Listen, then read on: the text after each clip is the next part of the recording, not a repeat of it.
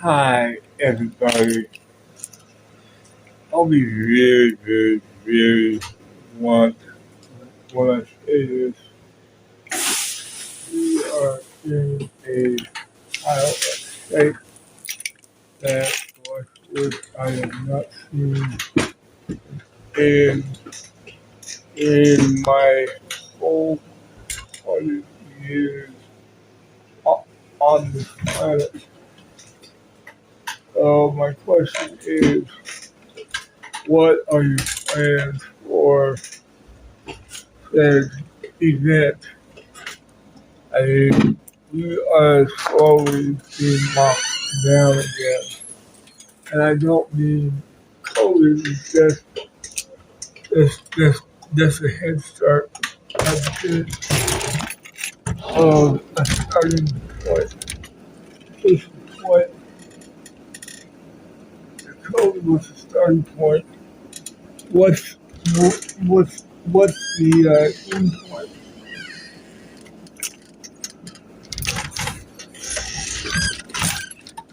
COVID was the starting point.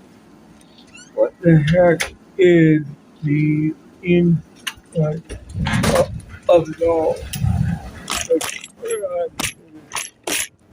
look like we are in a world of hurt. And I don't mean that parabolically, but you have to ask yourself this honest, deep throat question of why? Why now? Why not 2 years ago? Why not 20 years ago? The 2030 plan and the 2049 plan of China. China is trying to get establish other nations.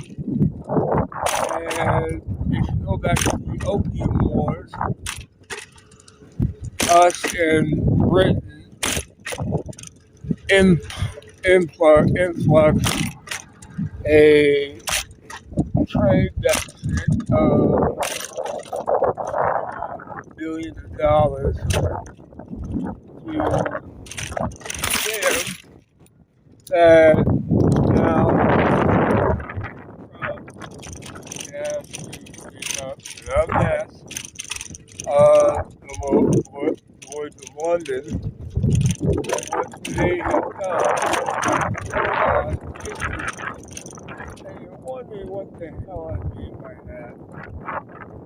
Lloyd of London is a shipping company that is all about the world.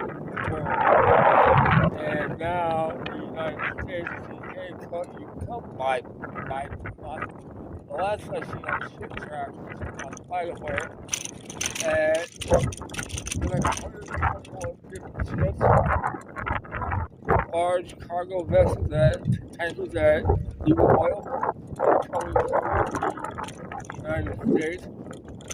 Now, if you look at the last 40 years the manufacturing might of the United States be hollowed out so that people in developing are being started. But we have a president, like who's been in the polls. Now, I can fault him and say, okay, have a nice one. But here is where the rubber meets the road. This guy, Donald Trump, is a gaggle of people. They tend to show me that an unconvinced person, you're wondering what the hell I mean by that, unconvinced. Someone who does not cover within my mind of Washington politics. The point I'm bringing to you is this. I have seen this guy, but he has been saved for assassination attempt. It doesn't look that way, allegedly. It looks like he had literally had a bunch of stuff done to try to get him into the presidency. And it looks like it was an operation. What kind of an operation? I don't know. What I do know is like we are in a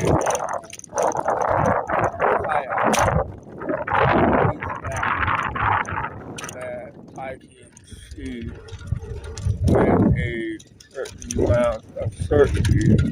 We are in a global psyop. That global psyop is coming out in such a way that if we don't play our cards right, the United States will undoubtedly be the biggest loser in all of this. But for a number of years, we have got our mouth on. We have seen the got someone that plays AI making videos that rival something that now we begin to imagine what comes in. There's normally an answer to every bit of propaganda, but it seems like our propaganda is like mediocre best, and their mediocre isn't worse. And at that, their mediocre best, our mediocre worse, they're with the e-file, etc. And I'm just beginning to wonder how much of this, I say of this, is going to get messed with, completely messed with by the E-class and those E-files. Because no matter what, it just seems like that's no way. And where I sit as an American, it makes me upset that now we're in the process of going to another 9/11 style event. And that 9/11 style event seems like it is on the horizon. Just like it was because of that Silverstein gentleman, and I call it the Silverstein president. He made it all the more possible.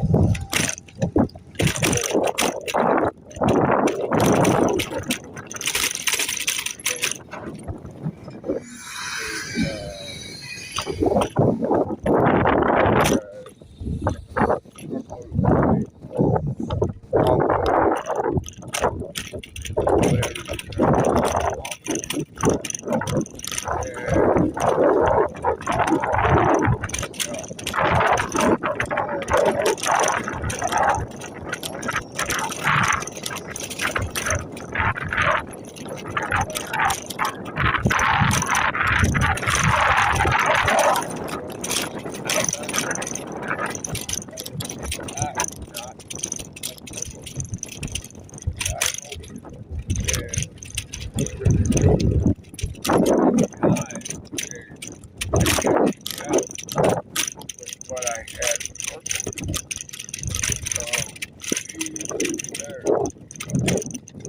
for this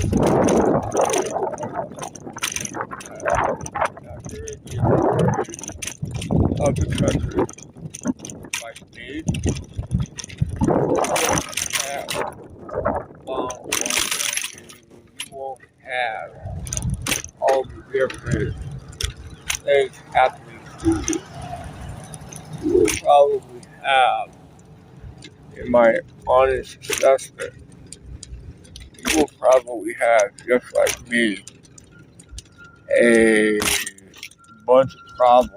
Yes, and I say a bunch of problems, but you will have a lot higher gas prices, higher prices to pay for food, higher prices to pay for commodities. More and more that you get independent from the grid, better off that you are. I say this as someone who is trying to overcome muscle and I'm finding out yeah, I live in a place to be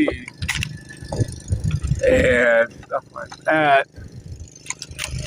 But here's where the rubber meets the dust on the road. Now, I'll say this proudly. It's based on the sheet that our adversaries. Why can't we get back to something like that? And part of the borrowed phrase, turn up the arsenal. Because that's where we need to start thinking like that again. Part of the thought. We need to start thinking turning up the arsenal of democracy.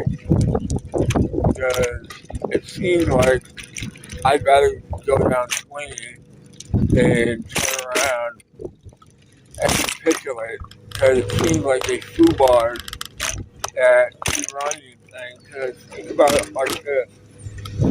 China, India, and all the other ones, they are the last guy in a kick line. And the initial thinking was South Africa, Malacca, and they run out in a couple of months while they brain trust in Beijing said, nope, we're going to go over the mountain through Inner Mongolia into Russia, you take all Siberia, not do it militarily, but do it in such a way that is inviting but not, hard on the populace, or slowly integrate and slowly invade Siberia. You're starting to see companies and countries take over that particular part of Russia. And these are from China, but it's very, very slow. And it's not like it's an incremental thing. And Russia's like, we won't meet you with tanks, we'll meet you with nukes. So they're going to nuke their own soil to, pardon the pun, cut their nose off despite their face. Now, I know a little bit about their history, and they had to expand from the city state into what they are today, just so they can go state. Lithuania, Latvia, and Estonia all know, and even a large part of Poland knows about Russia, aka Soviet Union's hit checkered history. And it really makes me wonder, what does Russia got planned to try to reestablish borders of free Russian Federation borders? What do they got planned? Because it seems like Ukraine, tiny old Ukraine, we can versus nonchalant part has actually is lending out its expertise to us, to the Gulf Arab states, to the different states in that region to try to knock down those drones because they are a battle hardened people. Can us kill, pardon the pun, killed their doughboy of a nation that used to be shitted, and now the last I've seen, I think somewhere in the magnitude of in the hundreds of millions of people who are trying to get out of military service. Well, I'm sorry to say this, I can't go even if I wanted to. Because from what I was told of recruiters, they said, and I quote, "We can overlook one, but we can't overlook the other." My criminal record and my mental health record seem to be a double whammy. And there are people in this country who have not suffered. But my dad's generation saw the boomers and the silent generation, my grandmother's generation, go through hard times. And I can now kind of see why that generation feel like they are entitled. I can kind of see why. They're like the pre-millennial generation. I can kind of see that. And it just really saddens me that we have lost our way as a country to try to appease our globalist masters. But at what cost? Because where I sit, and trust me, much west of this great nation, New York bankruptcy enough times over, and we cannot even remotely see how great this country is, and the foobarring that we have won as far as making this country great again. And I just swear on heaven and earth that no matter what's going to happen, it just, there's some people saying, oh, I don't want to die for Israel.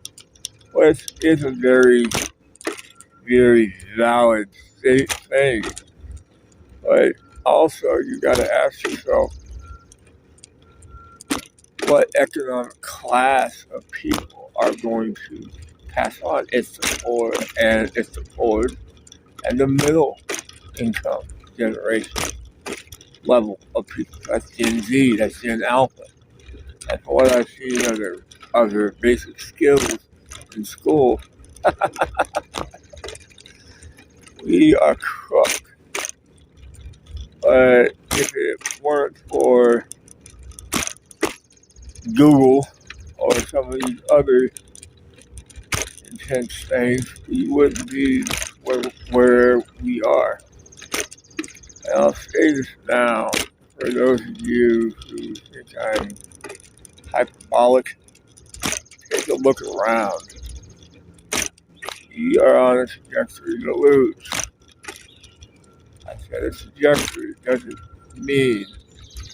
Just look at what Iran is doing. It's home turf for them, and they're acting like, pardon the pun, George Washington, like we did with the British over 200 years ago.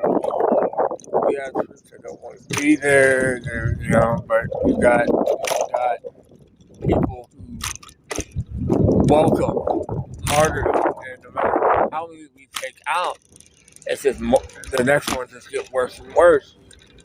And this is not propaganda for the Iranian people, but this is just a sad but true reality.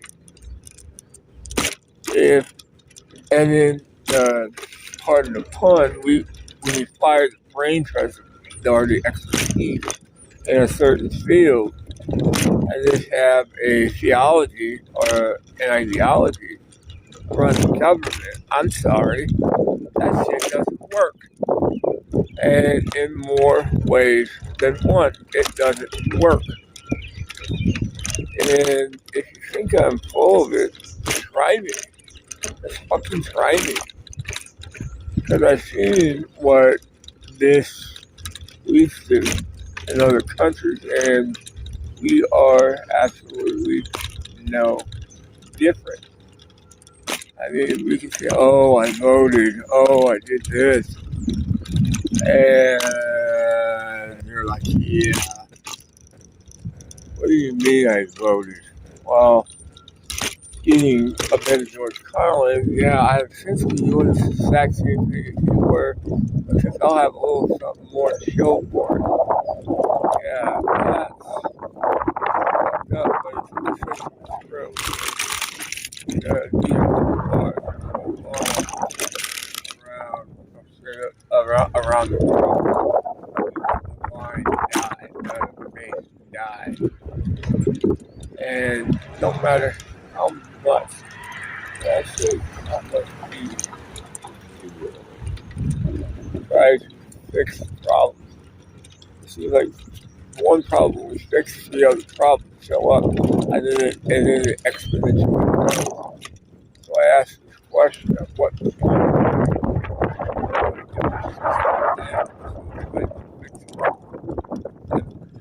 burning it all to the fucking ground. That's where I'm currently at with this. Because the country that I once knew and the country that I got when I was a kid are two totally different things. And I hope and I pray that most people have woken up to the fact that we are in a part of fun bucket of gifts. And if we don't wake the fuck up and start to even remotely have a say in our government, kiss it goodbye. And I don't mean the millionaires, etc. I mean every working day folk that puts in the ground game or for their country. And that's what I'm driving at too. Now, if you like what I do, like, share, subscribe, and leave a notification and click that notification bell when I go live. Now, understand we are in some straight shit. I don't mean straight shits, not literal shits, but anyway, we are the world's piggy for which we people rob from. Now that the whole world is essentially broke, the trade flows are going to start. Because all I know is we are in the midst of some shit that I have not seen since I was a kid. And I mean literally, not just figuratively, literally. So I hope y'all have prepped in order. At least have some assembly of them. Especially this craziness. It just will never end. And you're wondering why you see this particular thing. Well, I'll explain after a while. Talk to you soon. I'm about to show you some series of clips that explain this manufactured crisis that I don't know who started what, but the powers that be, I believe, started through the various proxies, countries, etc. So what I'm getting at with these clips is we are in a world of hurt. So just tell me what you think. Talk to you soon. Bye. As an outdoor and camping YouTuber, I love camping in the winter cold. But even on my coldest trips, it was still better than when I was in the military in Kansas training for my deployment. When I was there, it got so cold that we would have to have soldiers spend almost an hour in the Humvees warming up just to go out to the range and spend 15 minutes qualifying. And eating MREs was miserable. That weak chemical heater just never got the job done. I would have killed to have had today's sponsor, MRE Oven. MRE Oven is the portable heating pouch that allows your MREs to get piping hot even in the coldest environments. With an insulated, heat-reflecting interior and a spill-proof bag, the MRE Oven can give soldiers in a field, hunters in a blind, or hikers out on a mountaintop the warm meal they need to make it through the tough hours ahead. Plus, since it Velcros shut, you can pop it in your ruck after you're done heating it up, and it'll stay warm. So even if you have to pull security or set up your tent, you'll know that there's still a warm meal waiting for you. It's available on mreoven.com, but it's also available on GSA for purchase for your units, and next year it will be available on shelves at AFES. So if you're tired of hearing your soldiers suffering with cold MREs, then check out mreoven.com. Okay, so the president has laid out some really hot takes, and the first is he states that 34 ships went through the Strait of Hormuz yesterday, April 12th, which he says is by far the highest number since this foolish closure began, and then signs it, right? Well, when we look at the Strait of Hormuz Maritime Risk and Transit Monitor, it updated 4 a.m. April 13th. You can see that the April 12th data shows a significant number of transits, but that significant number is actually just 14. So again, we are looking at, this is relative to a high of nearly 30 on March 1st. By saying that I put out 4 videos every day on this channel. Now, the criteria to be one of those videos is not just limited to, but it's generally, if it's interesting to me, it's interesting to you guys, if it's entertaining, or if it's related to an issue at the moment. That is generally the criteria. And I try to avoid, and I don't always succeed, in engaging in trivialities, talking about stupid things or funny things. I try to limit that as much as possible. But sometimes something happens, and I try to dismiss it, but I actually have to respond to it. And I'm talking about this. This is an image that Donald Trump posted on social media. Now, we can laugh at... An expert on the oil and gas industry told me the math behind California's gas prices doesn't add up. In fact, prices vary widely across the state. Take a look at this station in Big Sur. Regular unleaded will now cost you nearly $9.50 per gallon, with drivers paying almost $10 for premium. Here in the Bay Area, prices aren't quite that high yet, but they are hovering around $6 a gallon. Out of pocket, 100%. I definitely see it. It's like, oh my God. It's a daily struggle for local drivers and sticker shock for visitors. This man says regular gas was $2.30 a gallon when he left home in Oklahoma City. And I'd hate to add everything up to see what I spent on gas. The war in Iran and its effect on the key shipping lane for so much oil is fueling the overall jump at the pump nationwide, but drivers say that doesn't explain why it's so much more here. We asked the experts. About half of that is due to gas during the conflict with Iran, but the choked-off Strait of Hormuz isn't just about driving people and products. 13 fact-finders looked into how the war, coupled with tariffs, is multiplying your grocery bills. Right now, it takes more lettuce to buy your lettuce. Even though we grow a lot of it here in Arizona, prices are up about 15% this year, roughly 30 cents a head at the store. With tariffs, food prices were already expected to jump in 2026. Some experts were expecting grocery prices to grow around 2.5 to 5% this year, and now that the conflict is going on, people are thinking that's going to be 10% plus. It might not look like it, but that head of lettuce might as well be a petroleum product. It's transported with gas, packaged in plastic, also derived from petroleum, and ingredients in the fertilizer that helped it grow likely came through the Strait of Hormuz. Personal finance expert John Kiernan says these are just the initial shock waves. He and other experts foresee a pricing earthquake that will rattle all of us later this year. It's going to hit farmers hard, and it's going to hit consumers hard. Packaging is packing more of a punch than most of us know. From aluminum cans to plastic bottles to clamshell cases, all of them are costing more to make. So what happens to your grocery bill under triple threat of packaging, fuel, and fertilizer? So you have petroleum costs, so that's plastic packaging, and you also have metal. The site's unstable. Copy. Checking vehicles. Watch for sparks. Keep moving. The window is closing. We strike now. All assets are go. Precision is paramount. We stand ready. Targets locked. Routes are green. No decute. History watches. Final strike. Coordinated plan is active. Aircraft routes confirmed. Missile paths locked on target zones. All units, confirm launch status. Pilot 1 confirmed and 2 green light. Corridors are active. Launch in T-5. Weapons hot. Ready. Signal received. Trajectories updating. All stations, confirm status. Confirmed. Ready to engage. Arming sequence initiated. Bombs and missiles loading.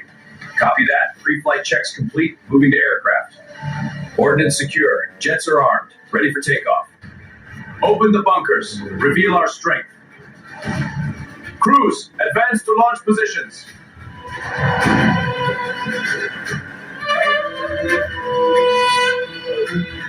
Apparently. We begin with that crazy busiest trades at hubs, Grand Central. New York. The individual was armed with a large knife, described as a machete, and was behaving erratically, repeatedly stating that he was Lucifer. Wow. NYPD Commissioner Jessica Tisch says officers attempted to de-escalate and help the man, but he approached them with a knife. Okay, how are people still defending the subway as being safe? The individual refused to comply with at least 20 orders to drop the knife. Police say surveillance showed Griffin boarding a 7 train at the Vernon Boulevard station in Queens at around 9:30. Once at Grand Central, police say he moved upstairs to the 4, 5, and 6 platform. All 3 victims were taken to Bellevue Hospital and are expected to survive. No, it's a real panic under there. We get out, and all of a sudden, we're herded down the aisles. There's police, there's dogs. Passengers were directed to use the Park Ave and 42nd Street entry. You know, and every time this happens, what are we told? We're told, oh, it's a minority of incidents. Oh, most people are perfectly safe. President Trump's latest vanity project to remake Washington, D.C. in his image. Trump officials shared these mock-ups of the proposed 250-foot arch he wants to build near Arlington National Cemetery. It features a golden inscription reading, "One nation under God," topped with a winged Lady Liberty statue and 2 24-foot eagles. Now, a historian and 3 veterans are suing, arguing that congressional approval is required to build it, and that it would block views of Arlington. Vietnam War veteran John Gunderson is one of the plaintiffs. He says, quote, "I've often visited Arlington National Cemetery with its inspiring view of the Lincoln and Washington monuments, and which honors those who paid the ultimate price for their country, including some of my comrades from the Vietnam War. The sacred site and this historic view should not be desecrated by the planned arch." John Gunderson joins us now. He served in the U.S. military, and he's also a former U.S. diplomat. Also with us is Nick Sansoni, an attorney at Public Citizen Litigation Group and counsel in this case.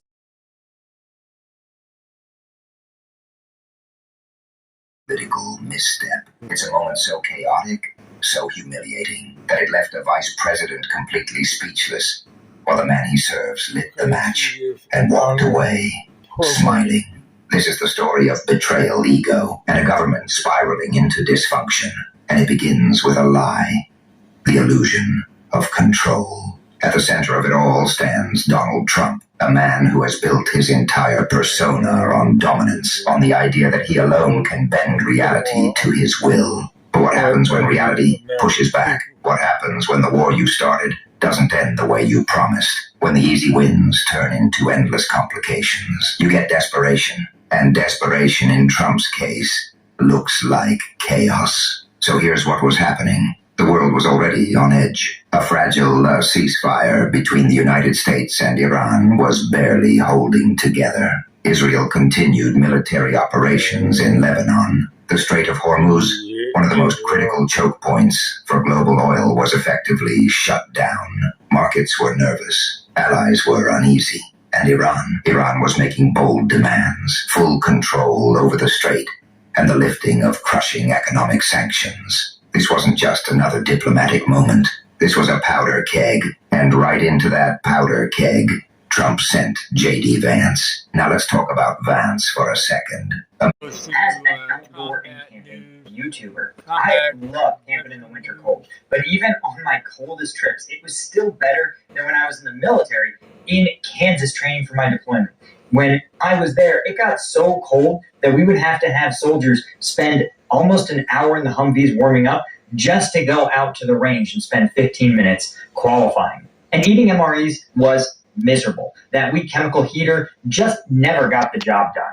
I would have killed to have had today's sponsor, MRE Oven. MRE Oven is the portable heating pouch that allows your MREs to get piping hot even in the coldest environments. With an insulated, heat-reflecting interior and a spill-proof bag, the MRE Oven can give soldiers in a field, hunters in a blind, or hikers out on a mountaintop the warm meal they need to make it through the tough hours ahead. Plus, since it Velcros shut, you can pop it in your ruck after you're done heating it up, and it'll stay warm. So even if you have to pull security or set up your tent, you'll know that there's still a warm meal waiting for you. It's available on MREoven.com, but it's also available on GSA for purchase for your units, and next year it will be available on shelves at AFES. So if you're tired of hearing your soldiers suffering with cold MREs, then check out MREoven.com. Okay, so the president has